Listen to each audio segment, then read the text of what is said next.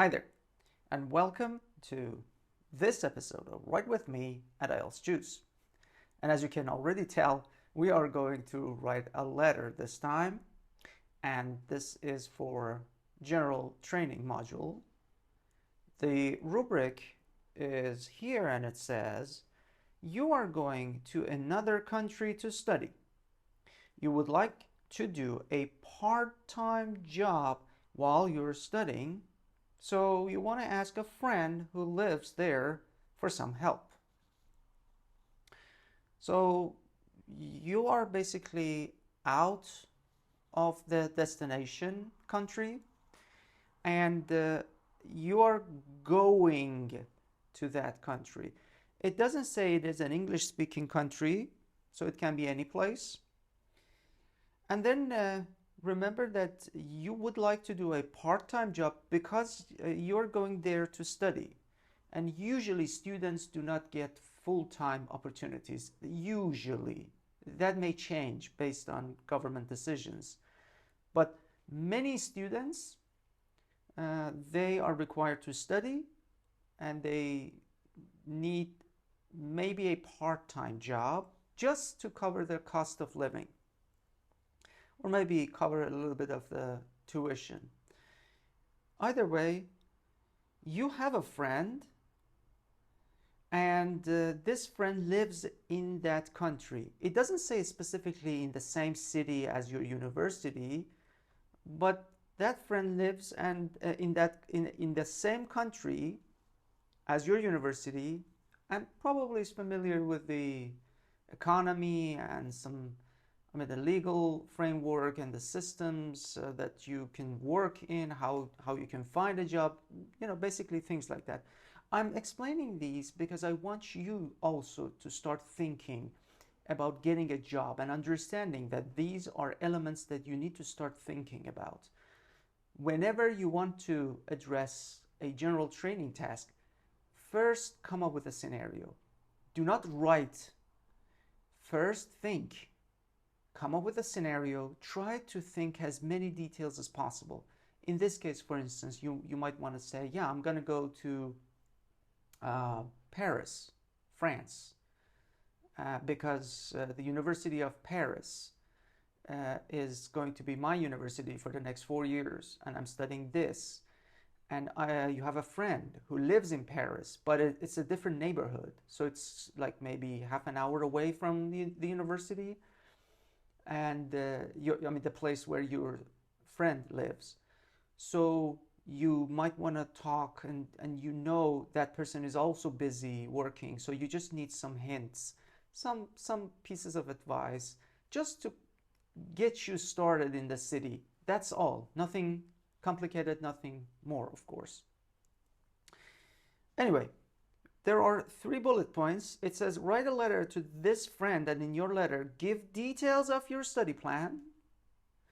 Oh, my apologies, of your study plans. It doesn't mean that you have more than one plan. It's basically the same thing, but give details. Explain why you want to get a part-time job. I already explained why a little bit, but you can go ahead and do something extra. That's fine.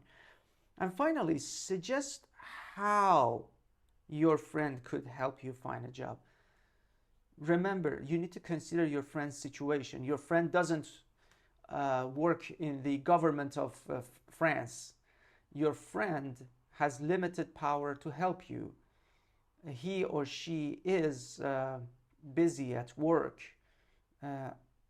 Please consider, or maybe he or she works at a reputable company and earns a very good salary.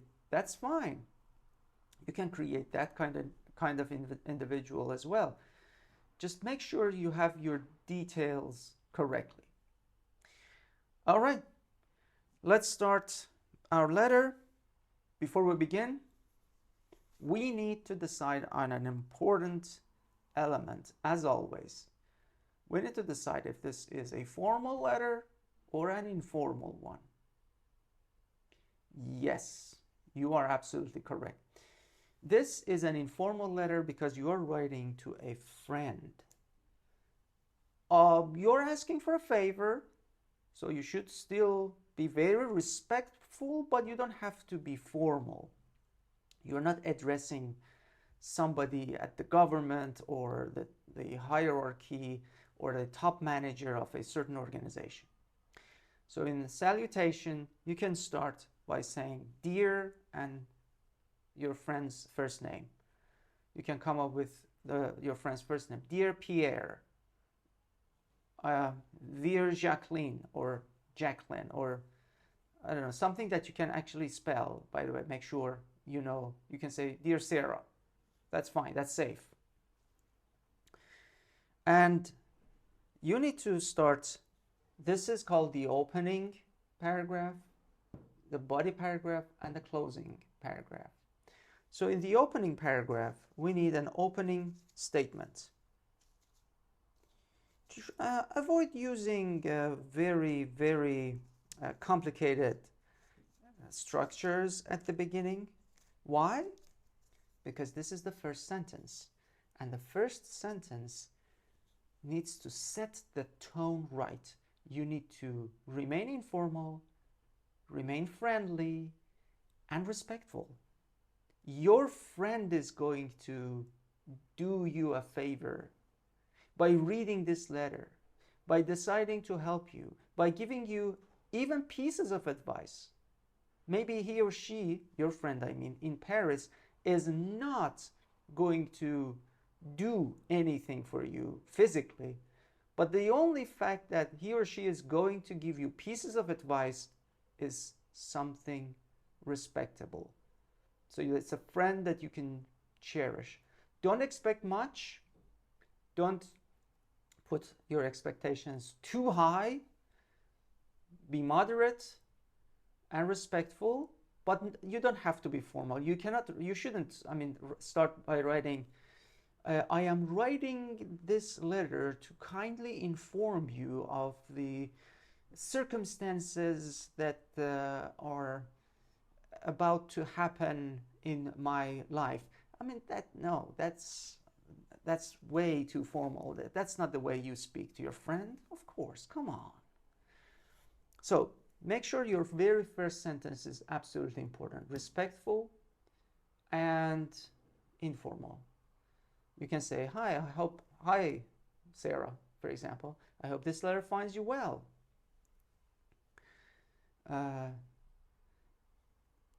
Something like, I hope you and your fiancé are having a wonderful time in Paris. Really, the individual is important.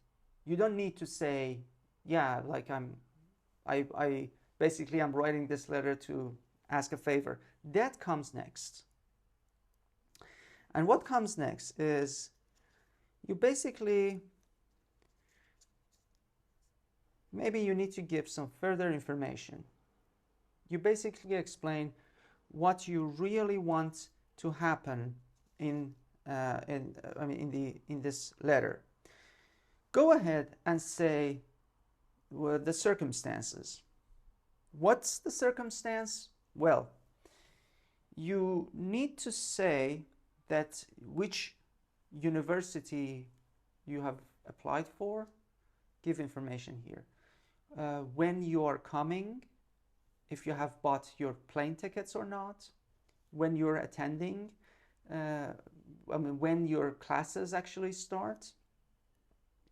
And generally speaking, ask your friend that, okay, with all this information, I would like you to tell me if I can find a job there. Now, you can give some of the information for the first bullet point here.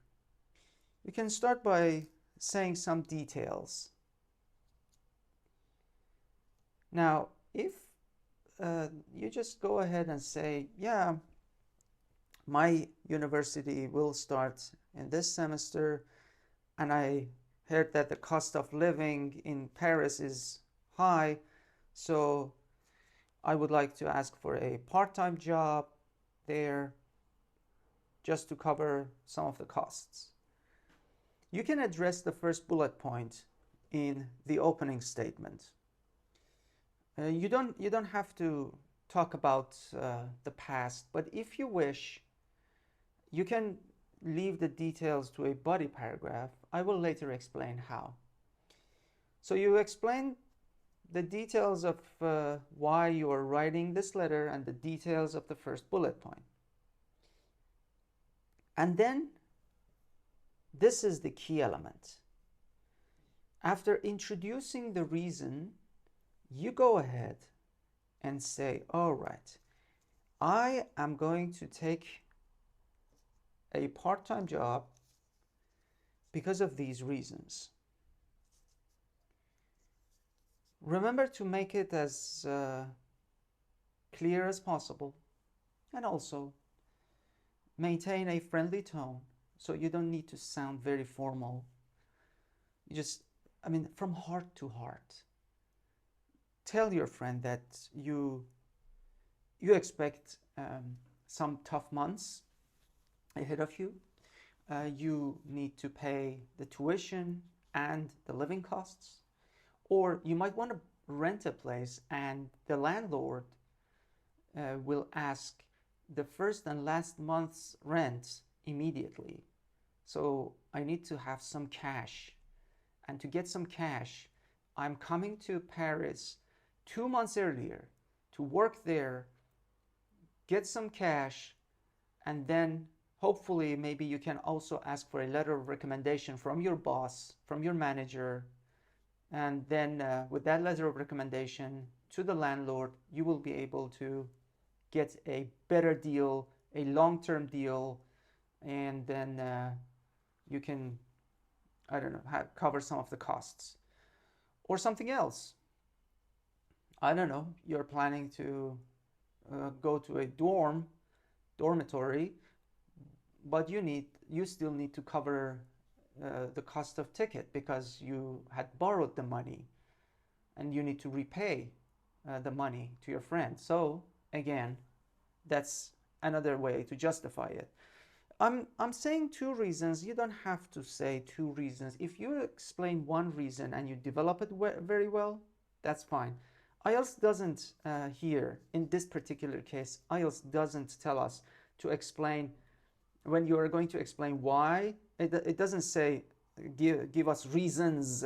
It's basically why you're doing this. It can be 1 reason, it can be 2 reasons, it can be more than that. But I usually don't like writing anything more than this. And then finally, you need to suggest how your friend could help you find a job. Very good. In the closing paragraph, you need a closing statement. You need to devote the closing statement to the action that your friend can take. Give your friend a suggestion. Very politely. And it should be an open-ended suggestion.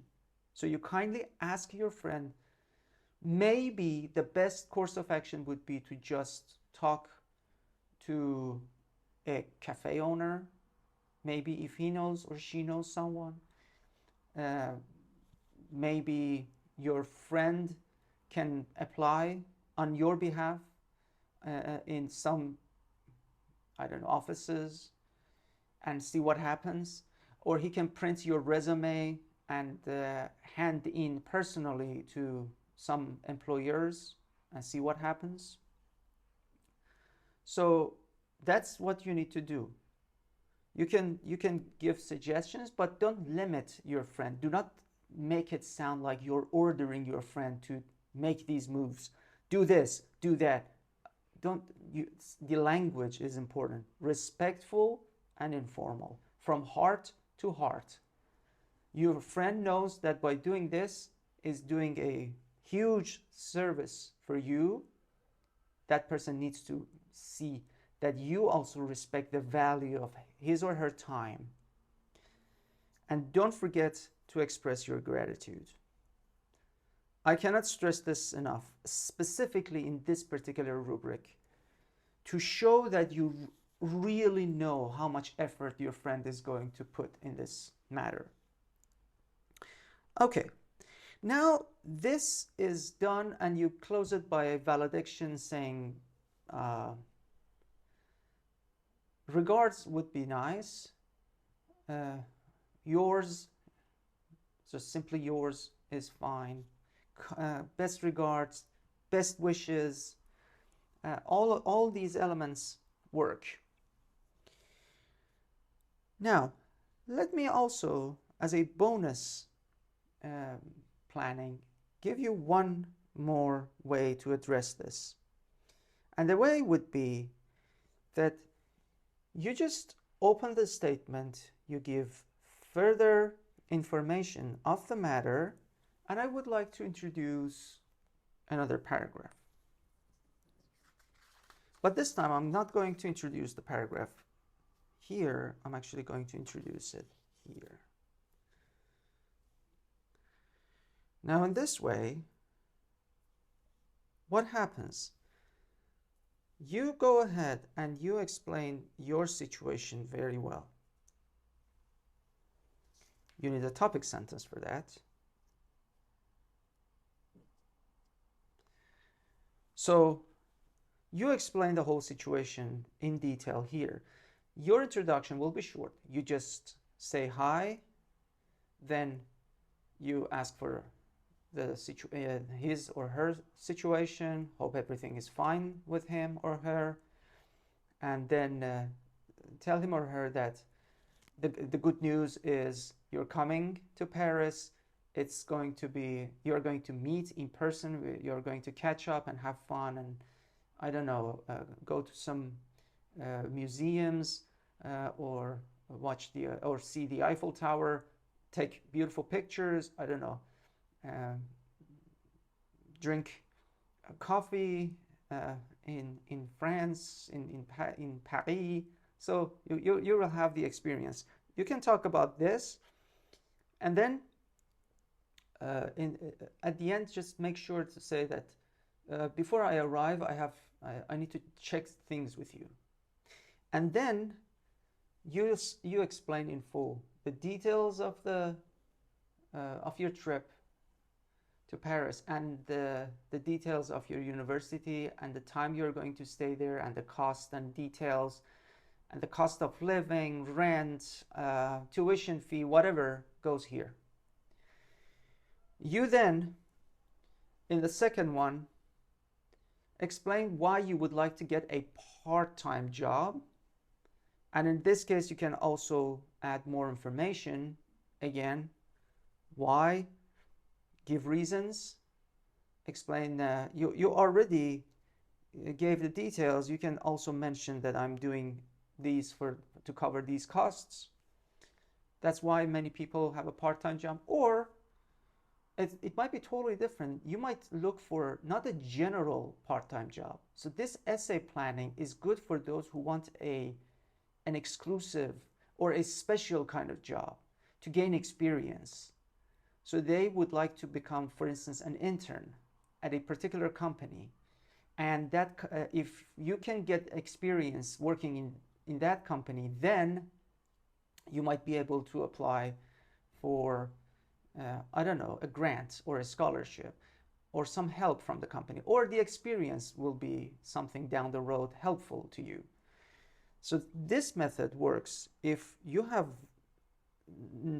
other reasons other than covering the cost of living to work part-time over there, or you can invent some other elements. For instance, you want to show your family that you can stand on your feet alone and you don't need any money from them.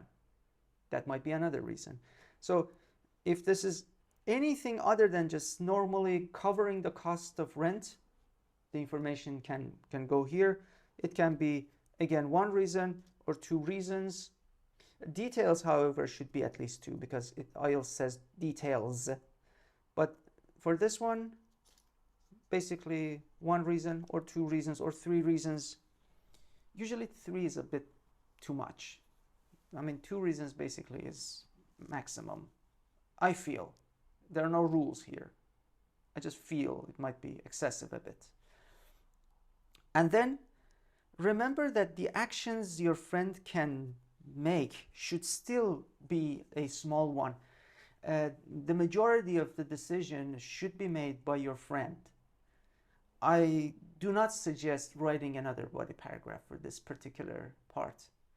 Your friend needs to come up with the correct course of action all by him or herself. You just go ahead and give suggestions. Or it says only suggest how your friend could help, so you can go ahead and give one suggestion. And make sure, again, just to show how respectful you are to the friendship and to the individual, make sure that there is still room for improvement. I mean, there is still room for giving suggestions, and this individual, your friend, can come up with any other opinion, any other way, any other method on him or herself, because that individual is right now in Paris and you are not. Well, this is my take on this particular letter.